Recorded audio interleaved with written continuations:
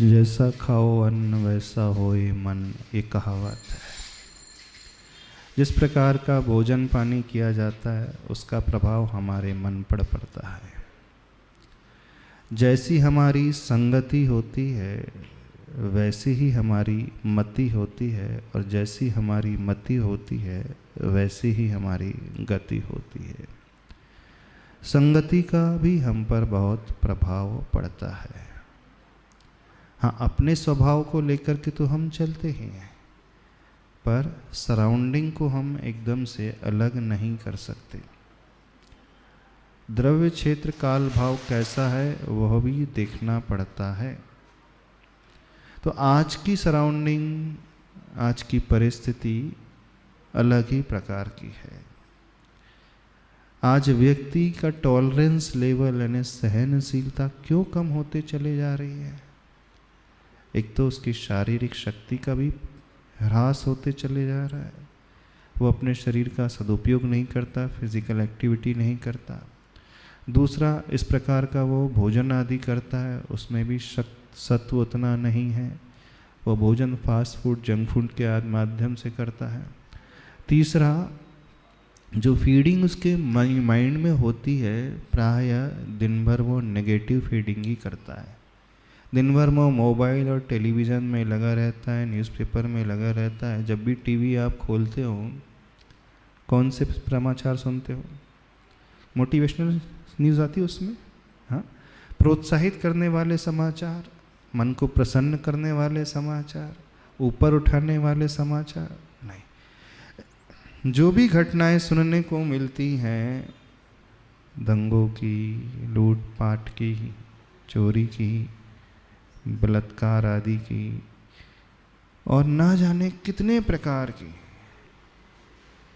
ऐसे ऐसी ठग की घटनाएं, यानी प्रायः 95% बल्कि हम कहते हैं 98% दिन भर वो जो देखता है इसी प्रकार की घटनाओं को देखता है। ये तो हो गई समाचार की बात। जब वो टीवी सीरियल देखता है, मूवीज़ देखता है, वीडियो क्लिपिंग्स देखता है, वेब सीरीज़ देखता है, तो क्या देखता है?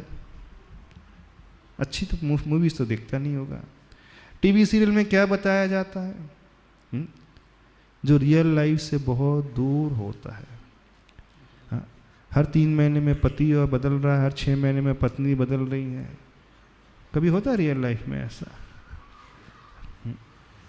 लिव इन रिलेशनशिप वाला कल्चर बताया जा रहा है। जब तक जियो सुख से जियो, जो करना वो कर लो। तो ये तो धारणा हो रही है। और अपराध भी कर लो तो कोई खास फर्क नहीं पड़ता, बोले सजा तो अपने है ही नहीं। लंबे लंबे केस चलते रहते हैं, एक हियरिंग के बाद दूसरी हियरिंग। तो बड़ा इजीली तो सबसे अच्छा तरीका आज के युवा वर्ग को लगता है, जो चाहते हैं अपन कर लो, बाय हुक और क्रुक पा लो, फिर देखा जाएगा। तो कुल मिलाकर के चारों तरफ से जो वो घिरा हुआ है, इस प्रकार के वातावरण से घिरा हुआ है। उसकी संगति भी है ऐसे ही। आज का युवा वर्ग नशे की ओर, ड्रग्स की ओर बहुत जल्दी अट्रैक्ट हो रहा है। स्कूल की बात हम करें, 8th क्लास के बच्चे तो छोड़ दे, 6-7 क्लास के बच्चे, आजकल एक नया चलन और चल गया है, ई सिगरेट वाला, वेप वाला।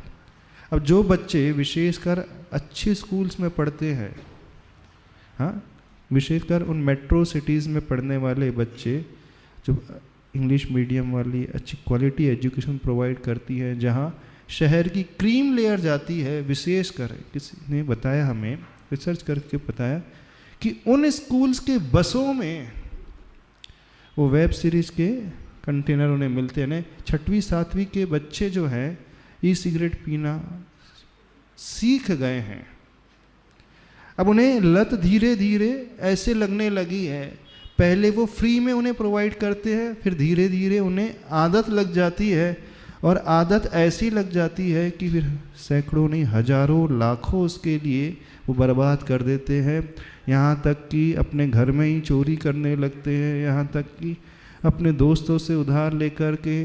और तो और एक घटना किसी ने बताई थी, पिताजी सो रहे थे, पिता के गले में 5 अथवा 10 तोले की चेन थी गोल्ड की, तो बच्चे ने सोते समय उस चेन को निकाला और बेच दिया। ने लाखों रुपए का कर्जा उस बच्चे के ऊपर हो गया जो 8th 9th 10th में पढ़ रहा है, उस ड्रग्स के चक्कर में आ गया है। वेप्सी बोलते, शायद ऐसी वेप ही बोलते हैं, ई सिगरेट के चक्कर में आ गया। यानी एक पर्टिकुलर गैंग है, वो टारगेट ही अच्छे बच्चों को कर रही है, बस किसी तरह इन बच्चों को इस लत का शिकार बनाना है। अब बच्चे तो ना समझ में होते हैं, उन्हें ज़्यादा ज्ञान होता नहीं, और पेरेंट्स के पास समय है नहीं बच्चों के लिए संस्कार देने के लिए, तो बच्चे बड़ी जल्दी इसकी गिरफ्त में आकर के आज वर्तमान में फंसते चले जा रहे हैं। तो उन पेरेंट्स से कहना है, आप अपने बच्चों को संस्कार दें, समय दें, यह भी देखने की कोशिश करें कि बच्चे क्या देखते हैं, क्या खाते हैं, किनके साथ रहते हैं, क्या वो सोच विचार करते हैं। जब तक इस ओर ध्यान नहीं दिया जाएगा तब तक कुछ भी नहीं हो सकता है। कुल मिलाकर के हर तरफ से आज का वर्ग, चाहे बालक वर्ग हो अथवा युवा वर्ग हो, बड़ी आसानी से नशे आदि के गिरफ्त में, चकाचौंध के गिरफ्त में, इस प्रकार की संगति में, इजी मनी के चक्कर में, सट्टा आदि के चक्कर में फंसता चला जा रहा है।